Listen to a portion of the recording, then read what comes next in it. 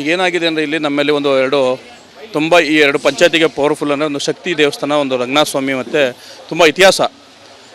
ಬಹುಶಃ ಇತಿಹಾಸ ಅಂದರೆ ಮಲಗಿರುವಂಥ ರಂಗನಾಥ ಸ್ವಾಮಿ, ಪಾದದ ಲಕ್ಷ್ಮಿ ಕುಂತಿರುವಂಥ ಒಂದು ರಂಗನಾಥ ಸ್ವಾಮಿ ದೇವಸ್ಥಾನ ಶ್ರೀರಂಗಪಟ್ಟಣ ಬಿಟ್ಟರೆ ನಮ್ಮ ಹೊಸೂರಳ್ಳಿ ಗ್ರಾಮದಲ್ಲೇ ಇರೋದು.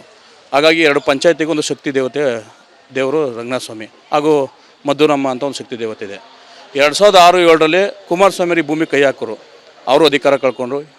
2020ರಲ್ಲಿ ಯಡಿಯೂರಪ್ಪರ ಕೈ ಹಾಕೋರು, ಅವರು ಅಧಿಕಾರ ಕಳ್ಕೊಂಡ್ರು. ಮಧ್ಯದಲ್ಲೇ 2023ರಲ್ಲಿ ಅದು ಬಂದಂಥ ಸಿದ್ದರಾಮಯ್ಯ ಕೈ ಹಾಕಿ ಅವರು ಇವತ್ತು ಅದಕ್ಕೆ ಬಿಟ್ಟೋಗವ್ರೆ. ನಾವು ನಮ್ಮ ಜಿಲ್ಲೆಯ ಡಿ.ಕೆ. ಶಿವಕುಮಾರ್ಗೆ ಮನವಿ ಮಾಡ್ಕೊಳ್ಳೋದು, ಅವ್ರು 3 ಜನ ಅರ್ಧದಲ್ಲಿ ಅಧಿಕಾರ ಕಳ್ಕೊಂಡವ್ರೆ. ದಯವಿಟ್ಟು ಭೂಮಿ ಕೈ ಹಾಕ್ತಾರೆ, ಯಾರೂ ಇಲ್ಲಿಗಂಟ ಅಧಿಕಾರ ಪೂರ್ಣಗೊಳಿಸಿಲ್ಲ. ತಾವು ಸಹ ದಯವಿಟ್ಟು ನೀವು ಅಧಿಕಾರ ಪೂರ್ಣಗೊಳಿಸ್ಬೇಕು ಅಂದರೆ ಬಿಟ್ಟರೆ ನಿಮ್ಮ ಅಧಿಕಾರ ಪೂರ್ಣ ಆಗುತ್ತೆ.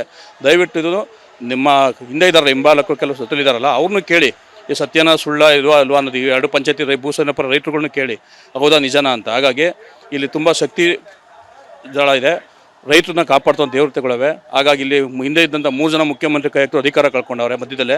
ಹಾಗಾಗಿ ಡಿ.ಕೆ. ಶಿವಕುಮಾರ್ ಸಾಹೇಬರು ಮನವಿ ಮಾಡ್ತೀವಿ, ತಾವು ಕಂಪ್ಲೀಟ್ ಅಧಿಕಾರ ಮುಂದುವರಿಸಬೇಕು ಅನ್ನೋ ಆಸೆ ಇದ್ದರೆ ದಯವಿಟ್ಟು ಭೂಸೇನೆ ಕೈ ಬಿಟ್ಟರೆ ಒಳ್ಳೆಯದು ಅನ್ನೋದು 2006ನೇ ಇಸ್ವಿಲಿ ಕುಮಾರಸ್ವಾಮಿ ಅವರು ಚೀಫ್ ಮಿನಿಸ್ಟರ್ ಆದಾಗ ಪ್ರಾರಂಭ ಆಯಿತು.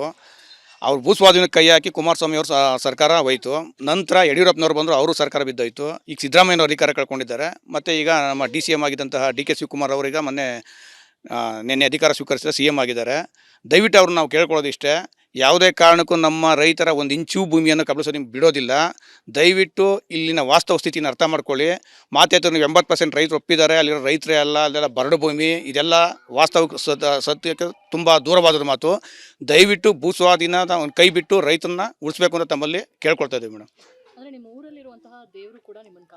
ಹೌದು ಮೇಡಮ್, ನಮ್ಮೂರಲ್ಲಿ ಕಡಿಮೆ ರಂಗನಾಥ ಸ್ವಾಮಿ ದೇವಸ್ಥಾನ ಇದೆ, ಈಶ್ವರನ ದೇವಸ್ಥಾನ ಇದೆ, ಆಂಜನೇಯನ ದೇವಸ್ಥಾನ ಇದೆ, ಮದ್ದೂರಮ್ಮ, ಮಾರಮ್ಮ, ಬಿಸ್ಲಮ್ಮ, ವೆಂಕಟೇಶ್ವರಿಗೆ 7 ದೇವಸ್ಥಾನ ಇದೆ ಮೇಡಮ್. ಇವರೆಲ್ಲ ನಮ್ಮನ್ನು ಕಾಪಾಡ್ತಾ ಇದೆ ಮೇಡಮ್. ಯಾವ ಸರ್ಕಾರ ಬಂದರೂ ರೈತರು 1 ಇಂಚು ಭೂಮಿನ ಕಬಳಿಸೋಕ್ಕಾಗೋದಿಲ್ಲ. ಆ ನಂಬಿಕೆ ನಮಗಿದೆ ಮೇಡಮ್. ಇದು ಚೋಳರ ಕಾಲದಲ್ಲಿ ಕಟ್ಟಿದಂಥ ದೇವಸ್ಥಾನ.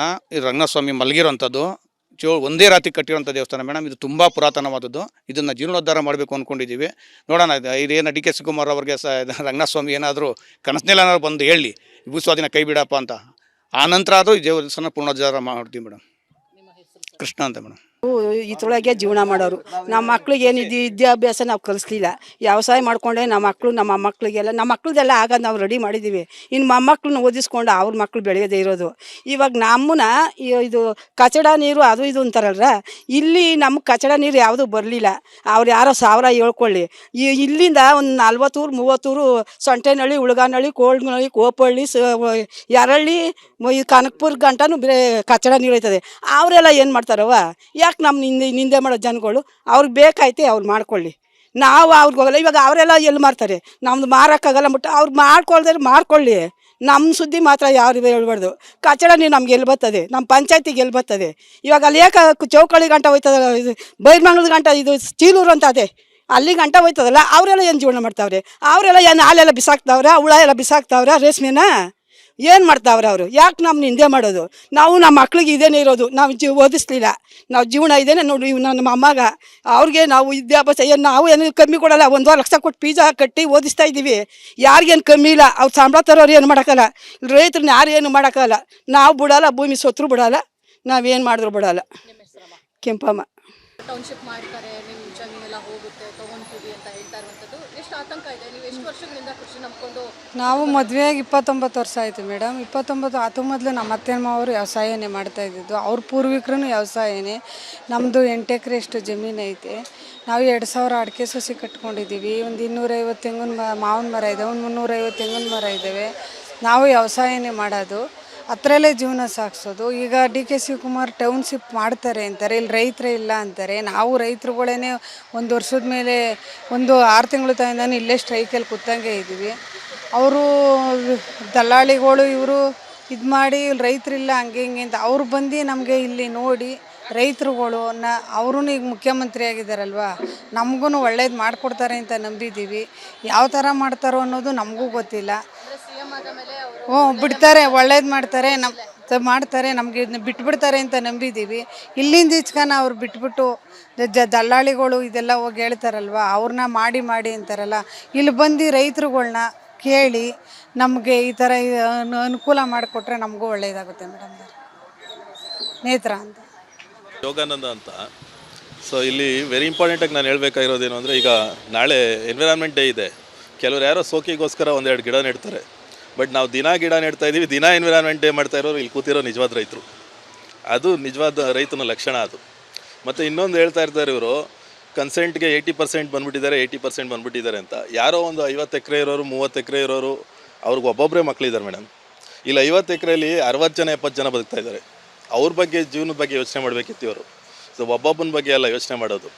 ದೆನ್ ಇನ್ನೊಂದೇನು ಅಂದರೆ, ಡಿ.ಕೆ. ಶಿವಕುಮಾರ್ ಅವರು ಯಾವಾಗಲೂ ಹೇಳ್ತಾ ಇರ್ತಾರೆ, ಆಯ್ತಾ, ಅಲ್ಲಿ ರೈತರೇ ಇಲ್ಲ ಅಂತ. ಇಲ್ಲಿರೋರೆಲ್ಲ ರೈತರಲ್ದು ಏನು ರಾಕ್ಷಸರ ನಾವು? ಈಗ ತಾನೇ ಸರ್ಕಾರ ರಚನೆ ಮಾಡಿದ್ದೀರಿ, ನೀವು CM ಆಗಿದ್ದೀರಿ. ದಯವಿಟ್ಟು ನಿಮ್ಮ ಪಾದ ಹಿಡ್ಕೊಂಡು ಕೇಳ್ಕೊತಾ ಇದ್ದೀವಿ ನಾವು, ನಮ್ಮ ರೈತರನ್ನ ಬದುಕೋ ರೀತಿ ಬಿಟ್ಬಿಡಿ. ಇಲ್ಲಿ ನಿಜವಾದ ರೈತರು ಅಂದರೆ, ಸತ್ಯ ಹೇಳ್ತಾ ಇದ್ದೀನಿ ನಾನು, ನಮ್ಮ ತಾತ ನಮ್ಮ ಅಪ್ಪ ಕೊಟ್ಟಿರೋ ಆಸ್ತಿನಲ್ಲಿ ಮಾರ್ಕೊಂಡು ತಿನ್ನೋರಲ್ಲ, ದುಡ್ಕೊಂಡು ತಿನ್ನೋರು ನಾವೆಲ್ಲ. ದುಡ್ಕೊಂಡು ತಿನ್ನೋ ಥರನೇ ಬಿಟ್ಬಿಟ್ರಿ ಅಂತ ಕೈ ಮುಗಿದು ಕೇಳ್ಕೊತಾ ಇದ್ದೀವಿ. ಯೋಗಾನಂದ್. ಈಗ ತಾನೇ ಹಾಲಾಕ್ಬಿಟ್ಟು ಬಂದಿದ್ದೀವಿ. ಕೂಲಿಗೇದಿ ನಾವೇ ಏನೋ ಸಂಸಾರ ಮಾಡ್ಕೊಂಡು ಹೆಂಗೋ ಹೋಗ್ತಾ ಇದ್ದೀವಿ. ನೋಡಿ, ಈಗ ಗಂಡದಿರು ನ್ಯಾಯವಾಗಿರಲ್ಲ. ಅವ್ರಿಗೆಲ್ಲ ನಾವು ಇದು ಮಾಡಿಬಿಟ್ಟು ಏನವ ಮಾಡೋದು? ನಾವು ಕಷ್ಟಪಟ್ಟು ಜೀವನ ಮಾಡ್ತಾಯಿದ್ದೀವಿ. ಇವಾಗ ಜಮೀನು ಮಾರ್ಕೊಂಡು ಒಂದೊಂದು ಎಕರೆ ಜಮೀನು ತಗೊಂಡು ಹೋಗ್ಬಿಟ್ಟು ಮಾರ್ಕೊಬಿಟ್ಟು ನಾವು ಏನವ ಜೀವನ ಮಾಡೋಣ? ಈಗ ಮಕ್ಳುಗಳು ಎಲ್ಲ ಓದಿಸ್ಬೇಕು, ಮಾಡಬೇಕು. ಈಗೇನೋ ನಾವು ನೋಡ್ಕೊಬಿಡ್ತೀವಿ, ಮುಂದಿಂದು ಭವಿಷ್ಯ ಯಾರವ ನೋಡ್ತಾರೆ? ಯಾರು ನೋಡಲ್ರು. ಇಲ್ಲೇನು ಯಾವ ಕಲ್ಲು ಗುಂಡು ಏನದೆ? ಇಂಥ ಭೂಮಿಯ ನಾವು ಬಿಟ್ಕೊಟ್ಬಿಟ್ಟು ನಾವೇನವ ಮಾಡೋದು? ಹಾಂ, ಈಗ ಎಲ್ಲ ಚೆನ್ನಾಗದೆ, ಏನೂ ಇಲ್ಲ, ಯಾವ ಕಲ್ಲು ಇಲ್ಲ, ಯಾವ ಮುಳ್ಳು ಇಲ್ಲ, ಎಂಥದ್ದು ಇಲ್ಲ. ಇಂಥ ಭೂಮಿ ಎಲ್ಲೂ ಸಿಕ್ಕಲ್ಲ, ಯಾವ ಈ ದೇಶ ಹುಡಿಕೊಂಡ್ರೂ ಸಿಕ್ಕಲ್ಲ. ಅಂಥದ್ರಲ್ಲಿ ಈಗ ಈ ಥರ ಮಾತಾಡ್ತಾರೆ ಜನಗಳು. ದೊಡ್ಡವ್ರು ಹೆಂಗೆಂಗೋ ಮಾತಾಡ್ತಾರೆ. ಇವಾಗ ನಮ್ಮಂಥವ್ರು ಬಡವ್ರು ಏನವ ಮಾಡೋದು? ಈಗ ನಾವು ಏನೋ ಹಾಲು ಪಾಲು ಹಾಕೊಂಡು ಹೊಸಿ ಜೀವನ ಮಾಡ್ಕೊಂಡು ಹೋಗ್ತಾ ಇದ್ದೀವಿ, ಕೂಲಿ ಮಾಡಿಕೊಂಡು. ಇವಾಗ ಹೆಂಗೆ ಮಾಡೋದು ಅಂತ ಈ ಥರ ಮಾಡ್ಕೊ ಕೂತವ್ರೆ. ಏನವ ಮಾಡೋಣ? ನನ್ನ ಹೆಸರು ಲಕ್ಷ್ಮಮ್ಮ. ನಮಸ್ಕಾರ. ಡಿ.ಕೆ.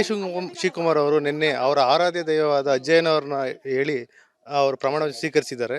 ಸೊ ಅದೇ ರೀತಿ ನಾವು ನಮ್ಮ ಗ್ರಾಮದೇವರಾದ ರಂಗನಾಥನ್ ನಂಬಿ ನಾವು ಈ ಹೋರಾಟಕ್ಕೆ ಇಳಿದಿದ್ದೀವಿ. ನಮಗೆ ಜಯ ಸಿಗುತ್ತೆ ಅಂತ ಹೇಳಕ್ಕೆ ಇಷ್ಟಪಡ್ತೀನಿ. ನಮ್ಮ ಬೆಂಬಲವಾಗಿ ನಮ್ಮ ರಂಗನಾಥ ಸ್ವಾಮಿ ದೇವರಿದೆ, ಮತ್ತು ಮುದ್ದೂರಮ್ಮ ದೇವರಿದೆ, ಮಾರಮ್ಮ ದೇವಿ ಇದೆ ಊರಲ್ಲಿ. ಈ ದೇವರುಗಳನ್ನ ನಂಬೇ ನಾವು ಈ ಹೋರಾಟದಲ್ಲಿ ನಡೀತಾ ಇದ್ದೀವಿ. ಅವ್ರದ್ದು ಬಂದು ಭೇಟಿ ಮಾಡಲಿ ಅಂತಲೇ ಕೇಳ್ತಾ ಇದ್ದೀವಿ. ಈಗ ಬೆಂಗಳೂರು ಮಾಡ್ತೀವಿ ಅಂತ ಹೊರಟಿದ್ದಾರೆ. ಇನ್ನೂವರೆಗೂ ಮೆಟ್ರೋ ಸಿಟಿ ಆಗಿಲ್ಲ. ಇನ್ನು ಬೆಂಗಳೂರು ತುಂಬ ಸಿಟಿಗಳೆಲ್ಲ ಹೋಗಿ ಬಂದಿದ್ದಾರೆ. ಬೆಂಗಳೂರು ಜನ ಏನಕ್ಕೆ ಬರ್ತಾರೆ ಅಂತ ಅನಲೈಸ್ ಮಾಡ್ತಾನೆ ಇಲ್ಲ ಅವರು. ಎಲ್ಲ ಡಿಸ್ಟಿಕ್ಕು ತಾಲೂಕುಗಳಿಂದ ಬೆಂಗಳೂರು ಏನಕ್ಕೆ ಬರ್ತಾರೆ ಅಂತ ಅನಲೈಸ್ ಮಾಡಲಿ. ಅವರು ಬೆಂಗಳೂರು ಏನಕ್ಕೆ ವೈಡ್ ಮಾಡಬೇಕು, ಇಲ್ಲ ಮೆಟ್ರೋ ಸಿಟಿ ಮಾಡಬೇಕಂತ ಅವರೇ ಡಿಸೈಡ್ ಮಾಡಲಿ. ಶಶಿಕುಮಾರ್ ಅಂತ.